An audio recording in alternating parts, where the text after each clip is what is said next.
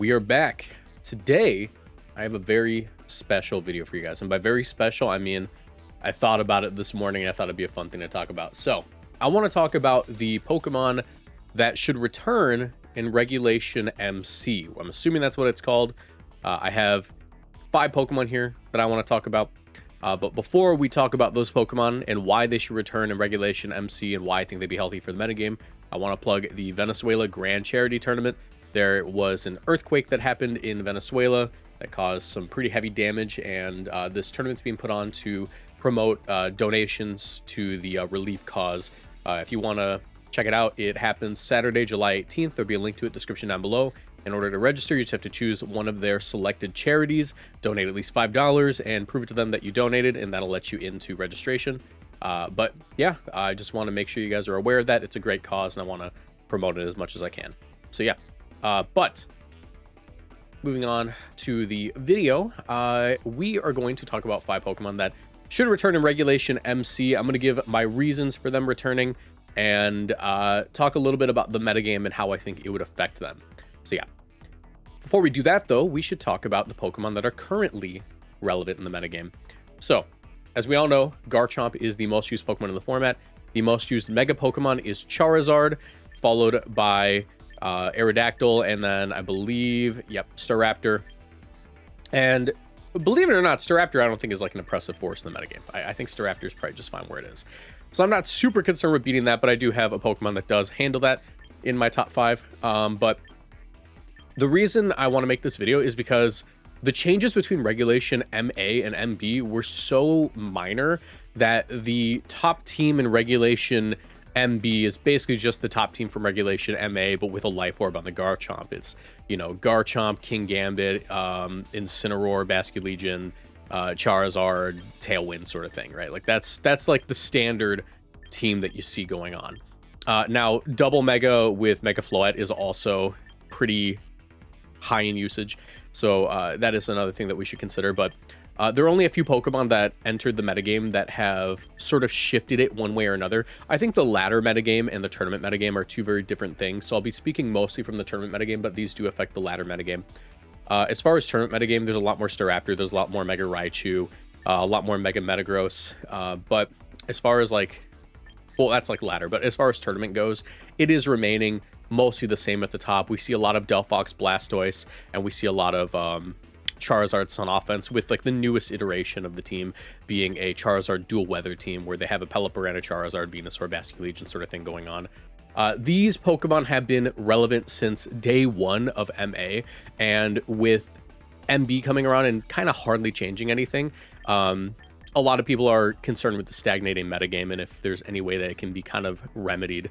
That being said, I will say that this metagame, I'm somewhat thankful that MB did not change much from MA, and I think that that is a sentiment exclusive to people who play in tournaments. And the reason that I'm thankful for this is because there was actually a bit of backlash when it was announced that MB would begin after NAIC and then before the World Championships. People were hoping it would be MA all the way to the World Championships, or at the very least that there would be a different format, you know, they could play prior to the World Championships, so there would be proper practice that could happen. They did this before in VGC 2023. The only Reg D tournament for that entire season was the World Championship, so it was a brand new format, and Reg D added so many problematic Pokemon that switched up the metagame, like Urshifu, like Landorus, like Tornadus, that it was a brand new meta that was only being played at the World Championships, leading to practice being kind of difficult to get and for forecasts of the metagame to be iffy at best. So that was always an issue, and I think that MB hit a very good middle ground. They added interesting Pokemon. We got Metagross, we got Grimmsnarl, we got all these like incredible Pokemon that, while they don't change tournament results too much, do affect ladder, which is good. I think that the ladder metagame changing slightly to allow for more archetypes, but the tournament metagame not changing enough where practice from MA is irrelevant, to the point where like it's so similar that like MA teams still do incredible in MB teams, or like in MB tournaments. I like that. I like that the practice carries over. But MC is coming up, and I think if the metagame doesn't change significantly, the player base as far as the non-competitive players, I get that we all play on like ranked ladder, but like the people who take it like kind of seriously, the more casual Pokemon Champions fan base will kind of dwindle a little bit. And I think that we got to add some Pokemon to kind of shake things up. So these are my top picks. So starting off with Togekiss. Now, Togekiss is, I think, a pretty overlooked option. Now, I want to add Togekiss to the game specifically because of its roll compression. I think one of the things in the Champions metagame that is pretty notable is the lack of special spread attackers. And I think Togekiss is a special spread attacker that is also a fairy type that allows it to take some of the real estate away from Floette and Sylveon while having a little bit of roll compression. It is a Pokemon that can learn Tailwind sometimes. I'm hoping that they give it to in Champions. And it is also another redirection user, so Follow Me. Granted, Mega Clefable exists, which is able to do Follow Me and not Tailwind, but Follow Me and be a flying type. But I think that the synergy that Togekiss provides to existing Pokemon like Garchomp, and being able to redirect away attacks from Pokemon, you know, like Blastoise, allows for it to be pretty interesting. And something that I don't think a lot of people consider is actually its like important matchups into ladder Pokemon like Mega Floette and of course Mega Staraptor. So if I actually show you this, Togekiss is a Pokemon that used to run the crit set with with Super Luck, which raises the crit chance by 1 stage, and Scope Lens, which raises the crit chance by 1 stage, meaning its Air Slashes and Dazzling Gleams had a 50% chance to crit. Off of 120 special attack, that's extremely notable. So if we actually take a look at this, Modest Nature, assuming that the attack crits, we're going to go with Dazzling Gleam. I think that's the most important one, frankly. We can put Air Slash there too, though. Air Slash, Dazzling Gleam. And let's go into Floette. I think Mega Floette is the most notable one of these because Combine Mega Floette is a very strong Pokemon. And being able to crit past that special defense is actually incredible, especially with the Fairy Aura. So if we assume that the Dazzling Gleam crits, you can see that a crit Dazzling Gleam in Fairy Aura against a max HP Mega Floette is actually a 2-hit KO. If they're the faster variant, which many of them are, it's a clean 2-hit KO, which is really good. So yeah, I think that that's something pretty notable. It also does very well into Garchomp. Garchomp does not have a lot of options into Togekiss. Its best option is obviously going to be Rock Slide, which is strong. Life Orb Rock Slide does deal a pretty significant amount of damage, especially if it's a fast Togekiss. Rock Slide is a 2-hit KO with the Life Orb. If they're not Life Orb, not a 2-hit KO. And if they're max HP, if they're like a bulkier set, then again, usually not a 2-hit KO. But we can see that Dazzling Gleam with the crit is a clean one-shot into Garchomp with no bulk investment, which is a lot more common now that we're in the Life Orb Garchomp metagame. So that is really cool. And into Mega Staraptor, keep in mind that you are ignoring the special defense boost that Staraptor gets. So Staraptor with max HP, that's Meganium. Staraptor with max speed, we'll go with max speed, why not? Max speed, Jolly. Its Brave Bird does do a lot of damage, 70% maximum. Close Combat does basically nothing. But Dazzling Gleam is a clean 1-hit KO into it. That's awesome. Other Pokemon that Togekiss is able to deal pretty significant damage into, Kingambit. I think Kingambit is a really cool Pokemon that Togekiss has never had to interact with. You can see that the Dazzling Gleam with the crit is a 2-hit KO if it's max HP Kingambit. Sometimes, sometimes it's 2-hit KO. That's the great equalizing factor with Togekiss, is the fact that its best move is a spread move. It's going to have it's going to have pretty decreased damage. But yeah, you can see that Dazzling Gleam does about 50% to it. It does have access to Flamethrower if you really want to go for that. I don't think it's going to be the most common option, but a crit Flamethrower is going to be a close one-shot into Kingambit. And Iron Head, with like enough bulk investment, you can pretty easily just calc to live the Iron Head, 2 defense investment, decrease that HP a little bit. And now you live the Iron Head. That's a really cool interaction. Even into Sneasler, this is a really significant Pokemon because you're able to follow me away attacks from Pokemon like your partner Kingambit, like your partner Tyranitar, and have them go into a Pokemon that just doesn't really care much about it. Yes, it does care about the Dire Claw, but in the grand scheme of things, you're going to get a lot more value out of this Pokemon. So I do think that Togekiss is really cool for this metagame. I hope that it gets added because this is one of those game-changing Pokemon. Especially, like, let's say they add Dondozo to this metagame. I think that we don't really think about the implication of Dondozo getting added enough. If we see a 32 HP Dondozo at +2, we ignore the boosts. Dazzling Gleam is a 2-hit KO into Dondozo, which is really impressive. So yeah, the 50% crit, obviously not super consistent, but it is a set that gets run enough where I think that it's something that you got to consider. This channel is partnered with Gamersubs. If you want to support my work and get great tasting drinks, you can order Gamersubs through my link in the description down below or with code Moxie boosted at checkout for 10% off. Gamersubs is a caffeinated product that I recommend only to my 18+ viewers, but my link will send you to their caffeine-free product section just in case. Every product purchased through my link supports my channel financially, so I'd really appreciate the support. Now back to the video. Next Pokemon I want to talk about is Bramblegast. Now, the reason I added Bramblegast here is because this format needs better grass types, and I get that the best grass type to add is probably Rillaboom. I don't want it in the game yet. I don't want to play Terrain Wars just yet. I get it. I get Rillaboom being added. I just think that like the power creep would hit like an end state where it's like just a bit much already. So, Bramblegast. Why Bramblegast? Why do I think this would be an interesting ad? Well, Bramblegast is an interesting ad because if we take a look at the relevant Pokemon in the metagame, let me go ahead and pull that up. Let's switch over to champions again. Relevant Pokemon in the metagame. The most relevant Pokemon, Charizard. And also Garchomp, but Charizard. This is a Pokemon that spams Heat Wave. And I guess we can all stop about Whimsicott. Is there any other like wind attacker? Pelipper uses wind-based moves. Hurricane is a wind-based move. There's some icy wind users. It's mostly, I'm talking about like Delphox Charizard, right?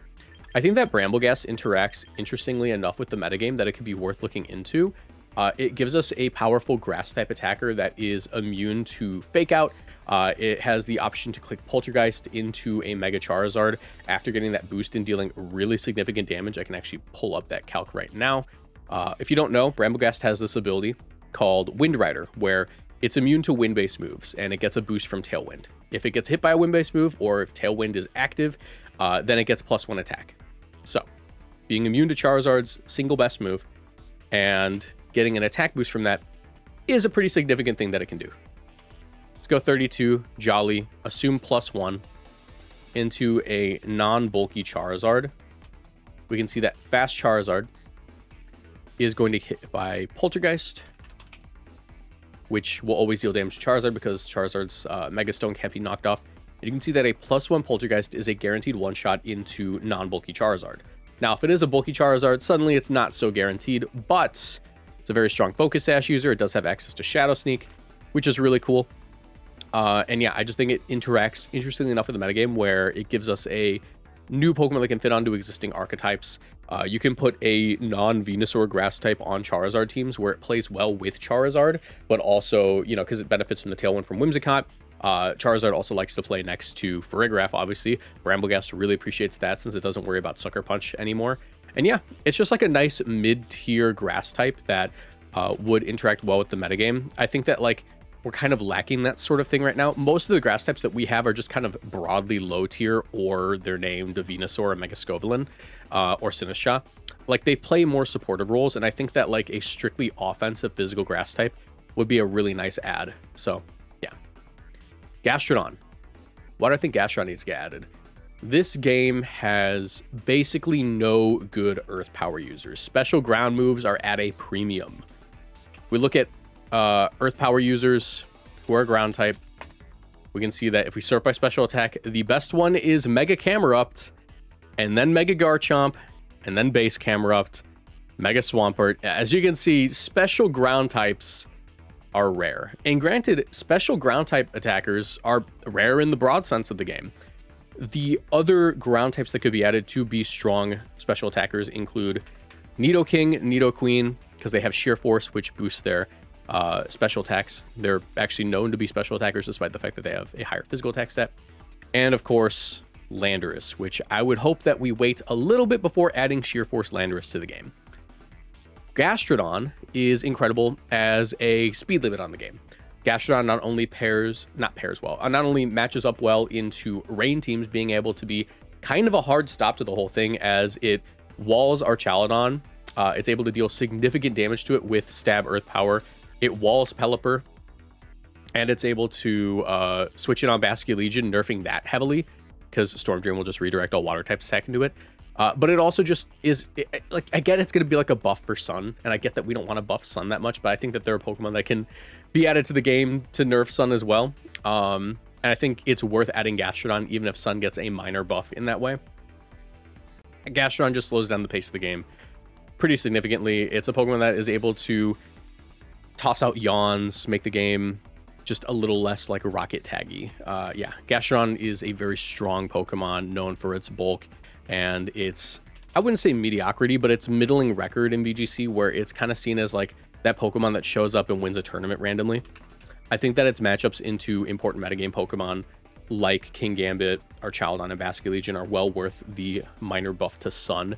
As you can see, a Black Glasses King Gambit does do pretty significant damage with Kowtow Cleave, but Gastrodon is known for running a bold nature with a lot of defense. If we assume, like, you know, 32-32, which isn't the most common set, they usually want some special defense. You can see that a Black Glasses Kowtow Cleave is not a 2-hit KO, and you're able to cleanly 2-hit KO with Earth Power. As it is stab, you have 52 minimum, 61% maximum into a King Gambit with very little investment. And yeah, same thing kind of goes with Basculegion. Basculegion, the Scarf sets get nerfed pretty significantly. Is Last Respect's still doing a lot of damage? Yes. You can see that a Last Respect's with 2 partners down is doing 65 to 77. However, if it's even 3 partners down, max defense, Gastrodon still has a pretty great chance of living that. It's only 12% chance to 2-hit KO, or to 1-hit KO it. So yeah, Gastrodon, I just think like as a stop to those Pokemon is great. It even does well into Sneasler, and even into Garchomp. Like, Garchomp is another Pokemon that really doesn't like Gastrodon's presence. A Life Orb Garchomp's Earthquake is, and even the Dragon Claw into like a max defense Gastrodon is doing 44%. Earthquake is doing 41%. Like, it is kind of a huge speed limit on these strong Pokemon. Icy Wind also is great for speed control, since we're talking about speed limits. And yeah, I think it's incredible. Parasect. This is my sneak. This is my sneak if I had to add one. I think that Redirection and Sleep have been nerfed heavily. However, I'm not ready for Amoonguss to get added to the game. Why do I want Parasect added? I want Parasect added because we haven't really had a format where Parasect is able to do what it wants to do. It is really, in every sense of the word, a lesser Amoonguss, and I have come to terms with that. That being said, if there was ever an environment where Parasect can maybe do something, it's probably this one, where the damage output on things is just low enough where Parasect can kind of get away with it. Let me show you some Parasect calcs. Parasect is most likely going to be running a bold max defense set. Once again, because of how physically oriented the metagame is, it's going to be running relaxed, and it will have Sleep Powder, Rage Powder, Protect, and probably just some offensive move, whether it be Leech Life or Seed Bomb. I think you probably want to go Seed Bomb for the hard rain matchup. Does it get one shot by Pelipper? Yes. However, it's able to eat the Rock Slide from a Life Orb Garchomp. It's able to eat the Earthquake well. It's able to eat the Dragon Claw well. Kind of crazy that Dragon Claw's a 2-hit KO, actually. And it's able to go for Spores and Redirection, and it's just like a Pokemon that it can do something finally. This is probably the environment where you can drop a Parasect in, and it would get some middling results and maybe even make top cut of a tournament. I'm just not ready for Amoonguss to get added yet, because I think when Amoonguss gets added, yes, I talked about speed limits with Gastrodon, but I think that Amoonguss is like the end-all speed limit, where we have Incineroar, Amoonguss, and Grimmsnarl on the game. We're in Pivot, we're just in Pivot Town with Regenerator and stuff, and I think that we can probably hit a healthy midpoint between, you know, now and Amoonguss metagame. So yeah, I just want to throw that in there. Parasect, arguably like one of the least impactful Pokemon I've put on this list. I think Brambleghast is down there. I just want more physical grass types, frankly. Not a lot of great physical grass types. If we look at them, it's just Rillaboom. It's basically just Rillaboom that like gets added, and then suddenly like the grass types like kind of rule the roost again. Ferrothorn could also be added. I didn't think that I wanted to add Ferrothorn just yet either, just because once again, it's a buff to Sun. It's a buff to Sun. Like, yes, Parasect's a buff to Sun, but no one's going to say, oh, I need to bring the Charizard to beat the Parasect. Yeah, there's a million ways to beat the Parasect. Ferrothorn, that's a good reason to pack a Charizard. Speaking of nerfs to Sun, Heatran. This is my final pick for this video. I really want Heatran in this game, and I know what you guys are thinking. I don't want legendary Pokemon in Champions just yet. But if we were to add a legendary to Champions, this is probably the one that they would add first, and I would argue the one that they should add first. Heatran, Walls Charizard, Walls Floette. Wall Sylveon. None of those Pokemon can even touch Heatran. Let me show you this. Heatran. This Pokemon with 90, and I get Mega Heatran's also going to be added, but this Pokemon, base Heatran's probably going to see more use on teams. 91 HP, 106 special defense. Let me show you the Float calcs. I'll show you Light of Ruin. +1 Light of Ruin. Max special attack. Light of Ruin. That is doing 35 to 41. Is that a lot? Yes, but no special defense investment at +1. That's incredible. You know what you get to do? You get to just sit in on it. You can click freaking Heat Wave. I guess it's not doing a lot of damage, but it's able to hit the things that Float likes to be paired with. And you can click Flash Cannon. Flash Cannon, you know, not the strongest move, especially, you know, when it has +1 special defense. But being able to do 48% to Float with almost max HP, if it's max HP, then the Float's going to be taking 46% to 54. You know, just with no special attack investment, that's pretty incredible. There's a lot of different sets that Heatran can run. I think Leftovers is probably going to be the best one. However, Scarf Heatran is also probably kind of up there. It's able to switch in on Charizard, get a Flash Fire boost, and then hit things back in Sun.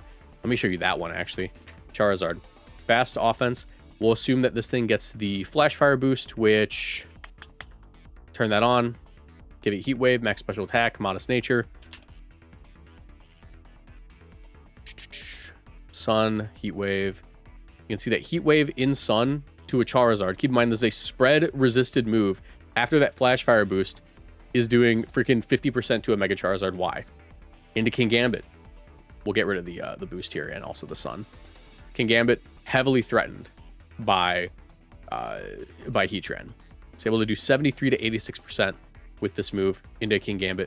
It also can run Flamethrower or Overheat if it really wants to. Usually you see Flamethrower, if anything. Flamethrower is just not quite a one-shot to Kingambit, but still significant damage. And its bulk is incredible. I would argue that Pasho Berry would see a lot of use, but also Shuka Berry. Shuka Berry allows for this thing to tank a hit from Garchomp. I believe even the Life Orb sets, because of how ridiculous its bulk truly is. Give it the Shuka Berry. And yeah.